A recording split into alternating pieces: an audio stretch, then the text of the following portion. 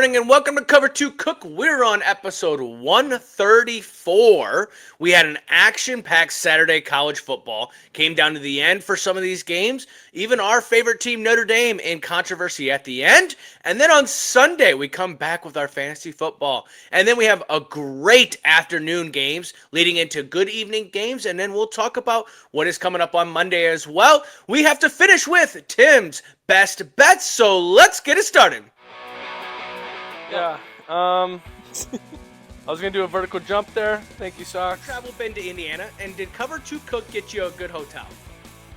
Indiana? No, I'm in Louisiana. I'm here for Mardi Gras. I know that this might be hard, but I don't know how much you remember Friday night since we left you damn near when you fell asleep. I got my belly full, man. I was like, I warm covers and warm. I was like, I could go to sleep right now. Yeah, I'm going to go with Jack Dorsey. Final answer? Yes. All right. This is going to be a long fucking day. All right, welcome back to Cover 2 Cook, episode 134. I am here with the full crew again. I got Anthony Cook, Tim Cook, and myself as your host. So, as Anthony said, we had a crazy action-packed Saturday. Let's start talking about college football. Tim, what were your biggest takeaways? I think the biggest one, the Tennessee game. The Tennessee-Georgia game was awesome. I think it's the best. I know this is only week 3, but it was the best game of that afternoon. Now, we'll talk about the night game with Notre Dame, but I think it was – Tennessee should have won. Come on, guys. You've got to put that away. If you want to play with the big boys, you've got to put that away. Because that Gunnar Stockton was throwing dimes out there. He was making that throw with about 2:30 to go. He just laid it right into the pocket for it was to cut it to 2. They got the 2-point conversion. And then Tennessee gets the ball right at the end, drive down the field. I thought when they should have kicked the field goal because then they did a false start. And I don't know if they were trying to get the ball in the middle of the field for him or what side of the field for the kicker, but he missed it. He's never kicked a game-winning field goal ever in his career. So, I mean, that false start, that 5 yards, I think killed him on that. Yeah. And then in overtime, they go down, they kick a field goal, Georgia gets the ball, and then it's running right down their throats for the win. I thought that was, that game was exciting. I mean, it was back and forth. Georgia Tech, I think now Georgia Tech could be ACC title contender. Ooh. I think their schedule is so favorable, and I think their CFB playoff, their schedule is so easy right now after that 24-21 win. They will be favored at least in 8 of the next 9 games. Well, that's the season right there. That's 12 games, not counting the ACC title. The only game that they will probably be an underdog is Georgia. In the last 2 years, they have played them tough. I think it's been by 10 points between the 2 games, the last 2 years. I think Georgia Tech is for real. They play good against great competition. Clemson, now you're 1-2, Dabo. What are you doing, man? Yep. What's going on? I don't know he looked. That's the first time since 2014 he's 1-2. Yep. That's not good. And my third one is I think it's the quarterbacks. All these quarterbacks that think that they're Heisman are not playing very well. The number one is Arch Manning. Yep.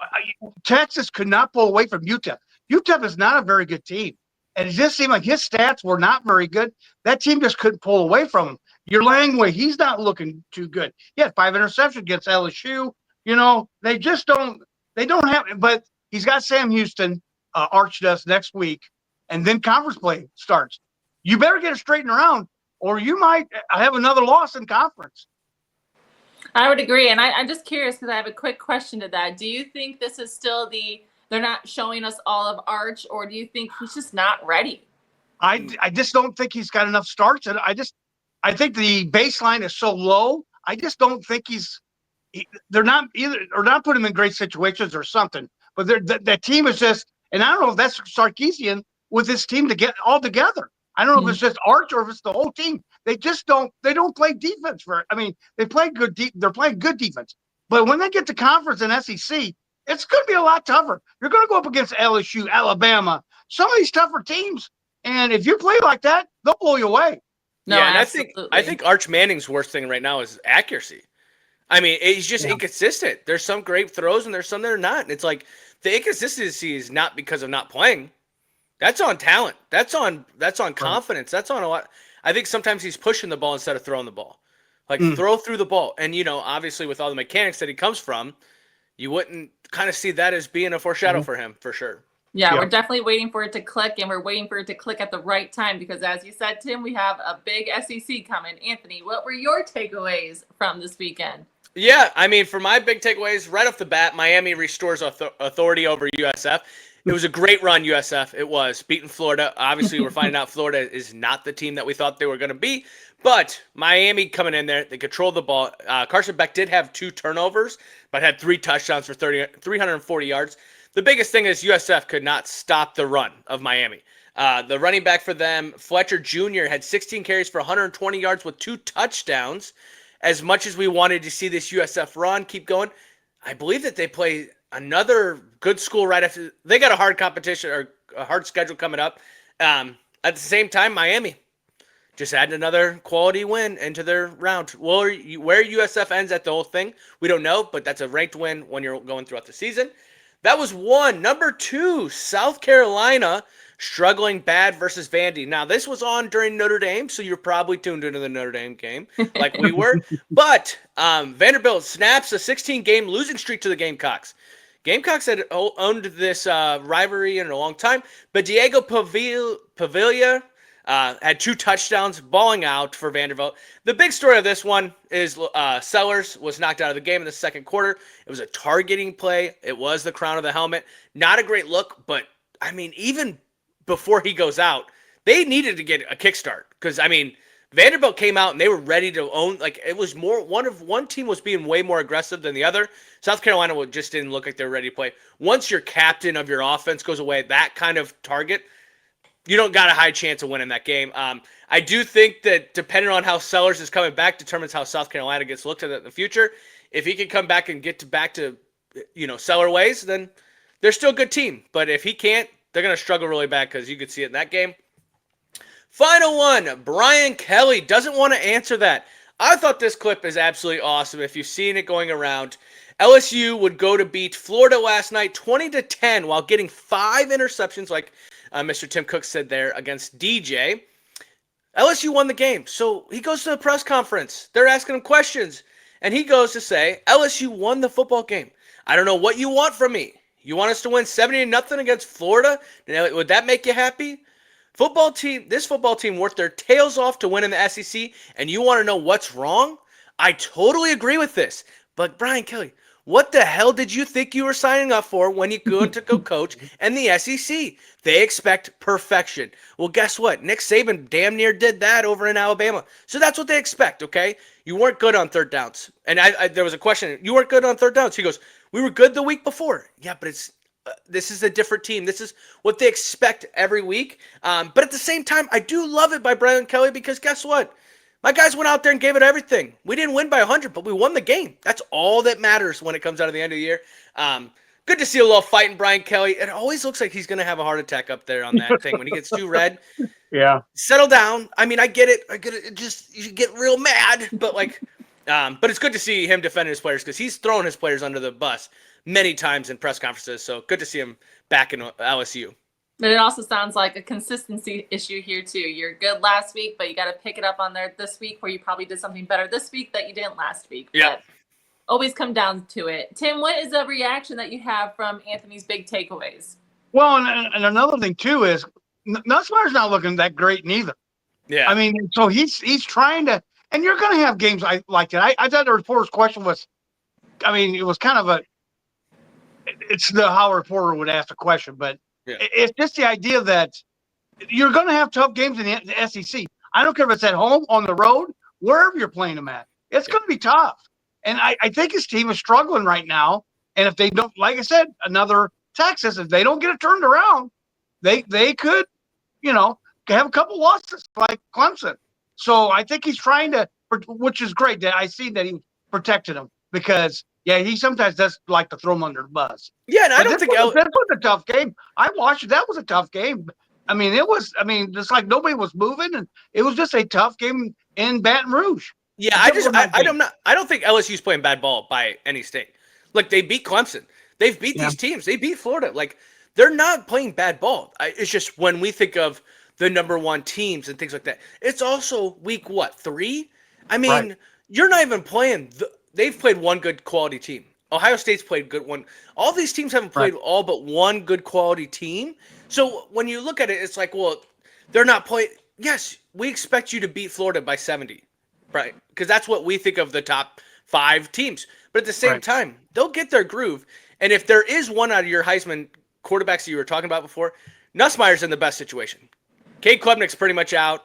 Sellers is injured. Arch Manning's not winning anything. I mean, are you going to go to Julian from Ohio State?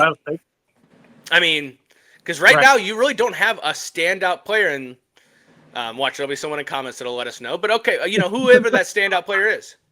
Jeremiah Smith right now is playing some pretty good ball. Yeah. But but you know what? That's the number one team. They didn't pull away from Ohio. Yeah. They scored 37, 35 points. Yeah. They should have scored 70 against Ohio. Yeah. And they didn't. Ohio played them tough. Yeah. It's just that we've got to relax a little bit. And some of these schools are getting better than these cupcake schools, which they're not anymore. Yeah. They'll play you tough. Yep. So, well, Notre Dame knows. And those are the games that are going to give them spotlights to do more transfer portals and get to those types of schools. So you did get good turnouts from that. Well, let's talk about the main event on Saturday night that we all tuned in for. I have a couple takeaways that I wanted to get out there before you guys take it all. But I will say that it did look like Notre Dame struggled a little bit. But I felt like they also played to their competition to A&M. I thought that they came back and still scored and rebutted, even though there were a few miscommunication and mistakes. But that's okay because Jeremiah got the ball and he took care of the rest. Anthony, what else did you have about the Notre Dame game that you want to talk about? Yeah, I wish I could be smiling as much as you are about talking about Notre Dame right now. Unfortunately, it looks like the defense just allowed way too many big plays. I mean, knowing the numbers after the game of how many yards this guy had. I mean, at halftime, there was a wide receiver, I think, had 160-some yards. Okay, as Notre Dame fans, let's all accept it. The defense isn't going to be what the defense was last year. Not at least at this point of the year, okay? And the problem is we are not as well at the D line and linebacker level, which causes more problems for our DBs because now they have to stay with the wide receivers for longer because we're not getting pressure on the quarterback. There's way too many times where Marcel Reed was sitting back there being able to throw the ball, and then he would take off running in clutch plays. With that all being said, you lost on 2 plays. You're 0-2 on 2 plays. You lost on a last-second field goal. You lost on a 4th down play. Out of it, am I super mad about it? No. I mean, do I think Texas A&M is a great football team? Yes. I think that Notre Dame could be if they could just step up to the plate on defensive side of the ball, which could get better over the time. Final thing I'll say, too, is CJ Carr will grow up as games go on. You're seeing it behind us from week 1 to week 3 here with this one. But, do I think they're out of the playoff conversation? I don't. I think they're still there. They're just going to have to build the way they did last year on each type of game to get better defensively for sure. But I think because they're Notre Dame and they've lost on 2 plays, they'll be a consideration. Understandable. Tim, what's your reactions? What were your takeaways? I'm glad that we did this podcast today instead of last night because this team is atrocious. You can't give up. If you could score 40 points and still can't win, that's terrible. That defense is atrocious. That's terrible. You give up 468 or 488 yards against A&M. Good God, that's terrible. I'm telling you right now, they don't make the playoffs this year. I don't give a shit if they run the table and they go 10-2. They're not making the playoffs because they don't play another ranked team, maybe USC, the rest of the year. So you had to take at least one of the 2 games, whether it be Miami and A&M. You come out flat again on your home opener.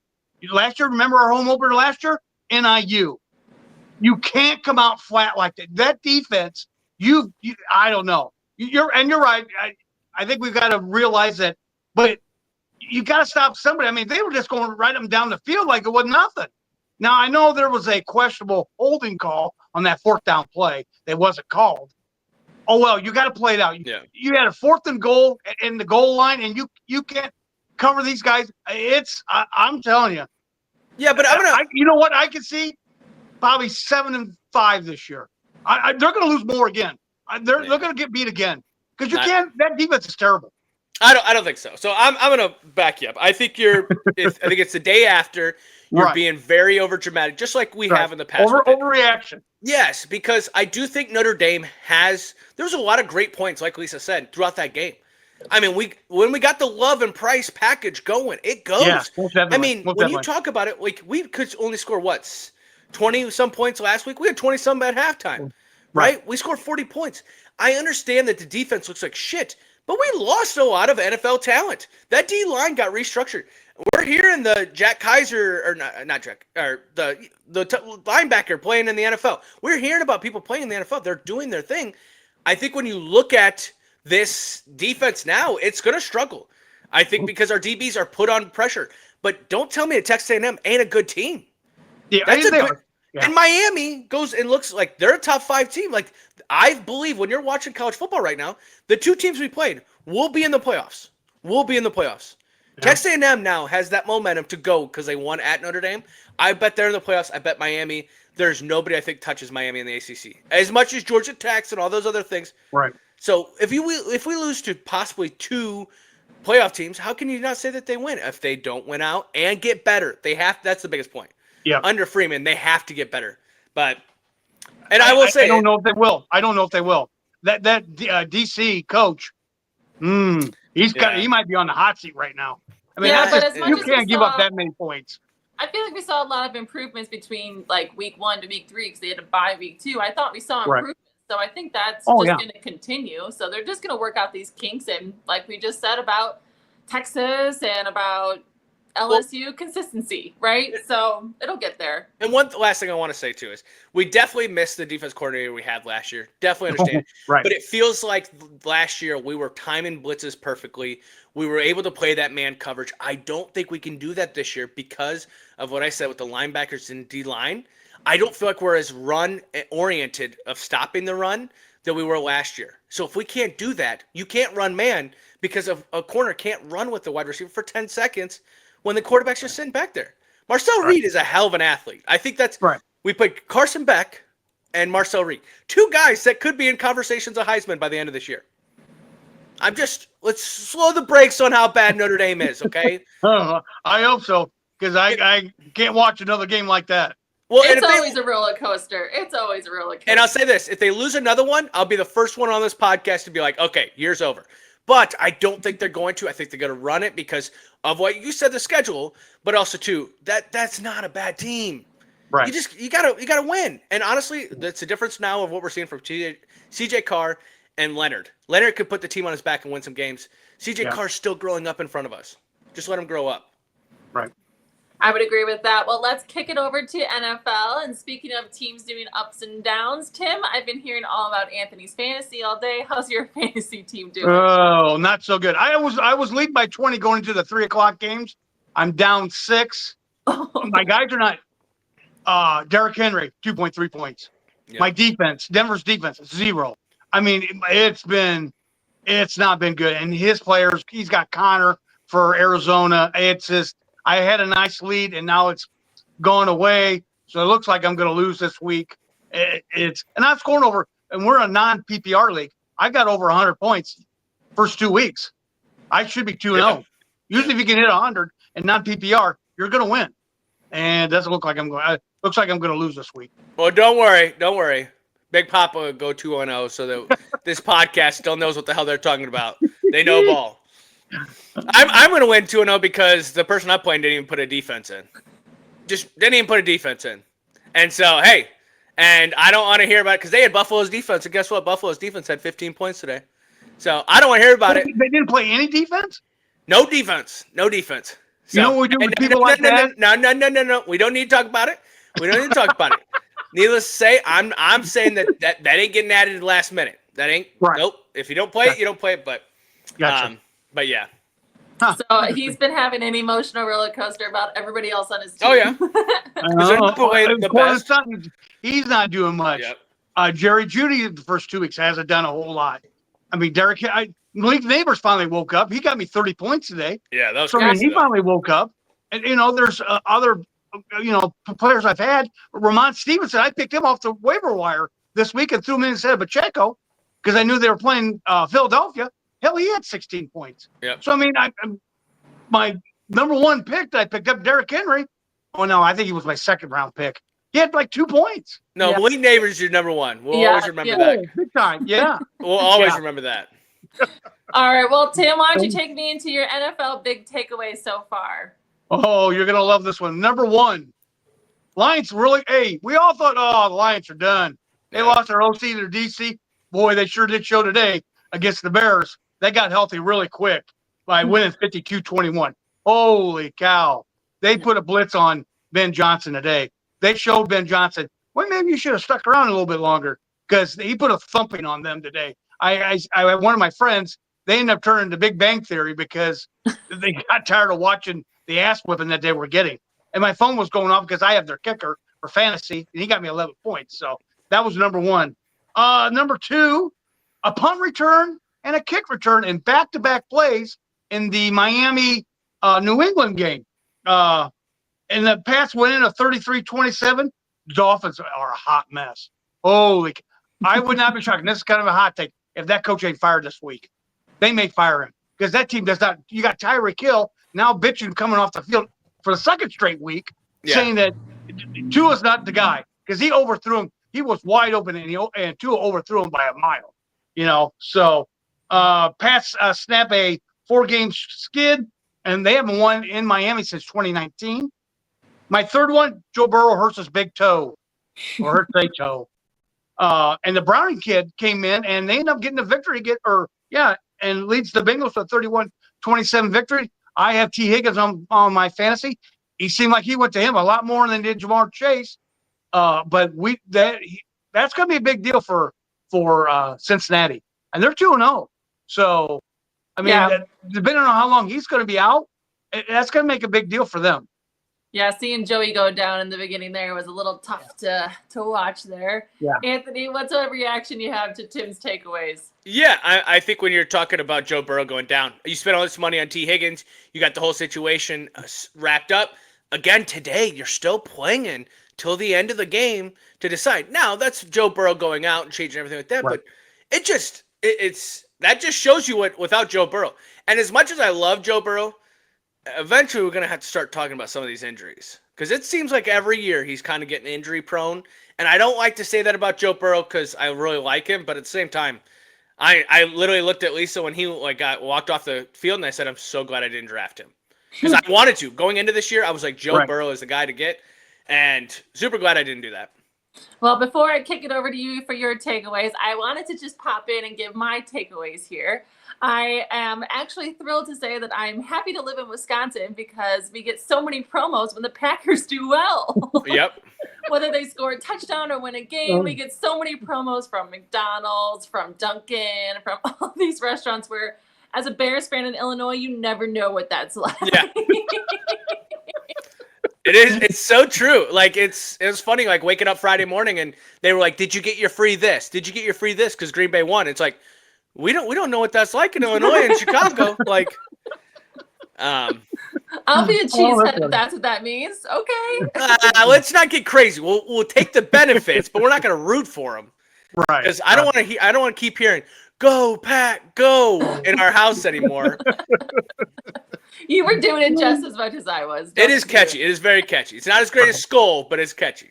Right. All right. Well, I just want to throw that in there. Anthony, what were your takeaways so far? Yeah, first takeaway is Saints are not as bad as what we thought they were going to be. I told fans, do not watch their games. You're going to be embarrassed. It's going to be bad. They've actually been in the end of the game both weeks so far this year. I think when you're looking at the worst team, I think Mr. Tim Cook brought it up, Miami.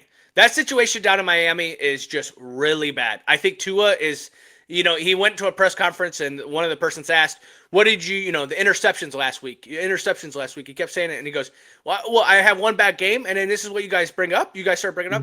Man, that last interception that kind of ended the game for y'all, that was really bad. I think that's stuff you do on Madden.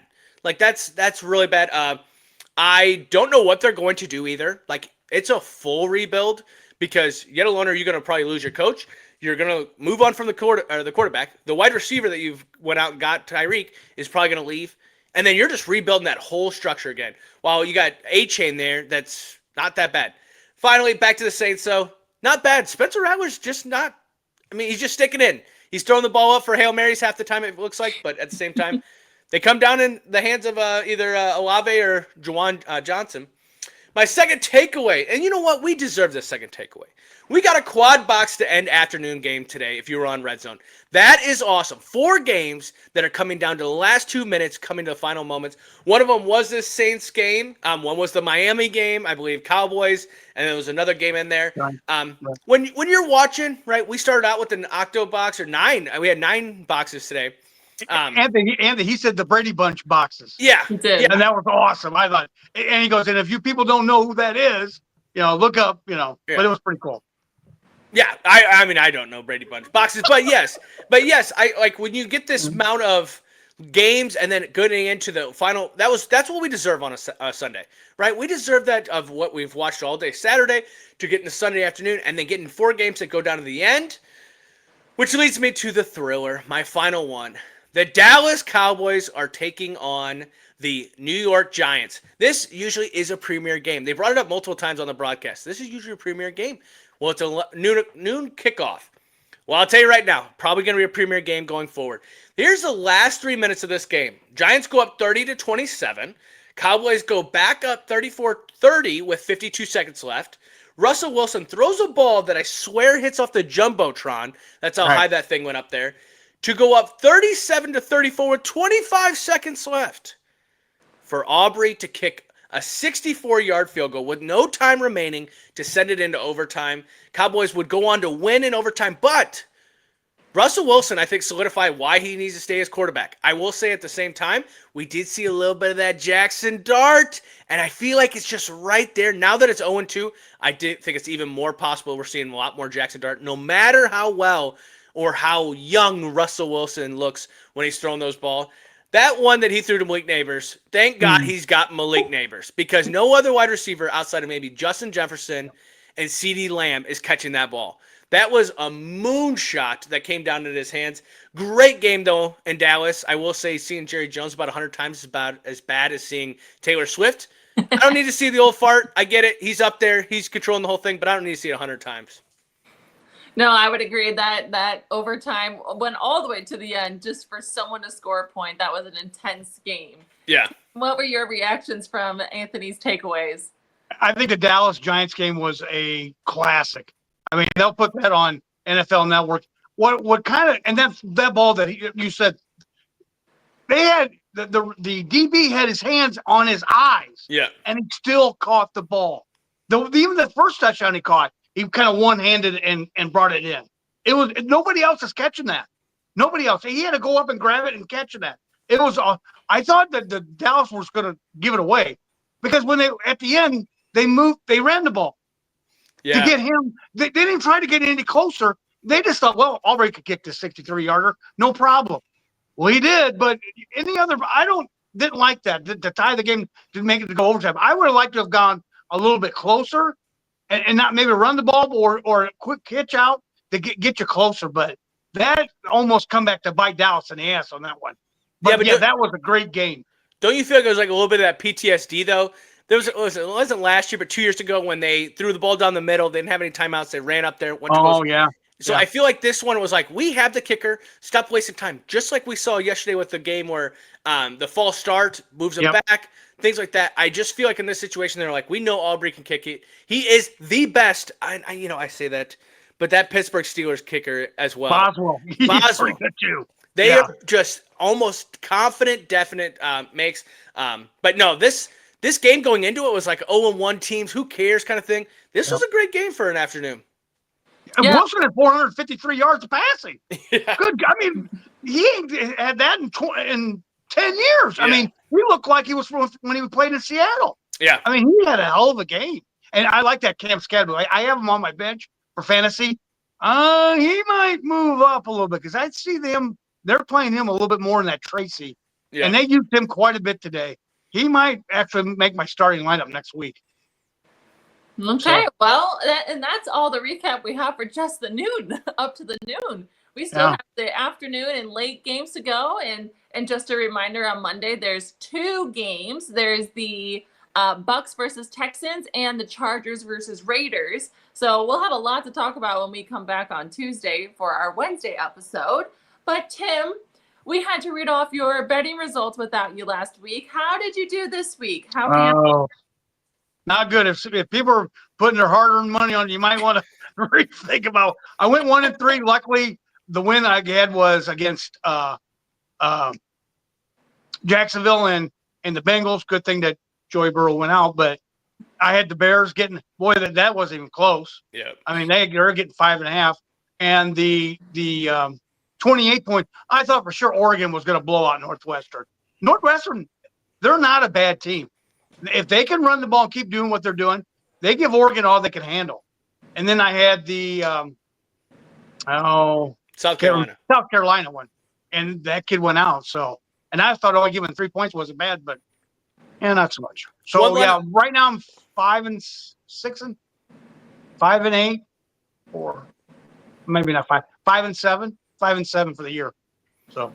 One thing I wanted to bring up real quick before we jump off today is the Big Kick noon or the noon kickoff for Fox. Big Cat was on instead of Dave Portnoy.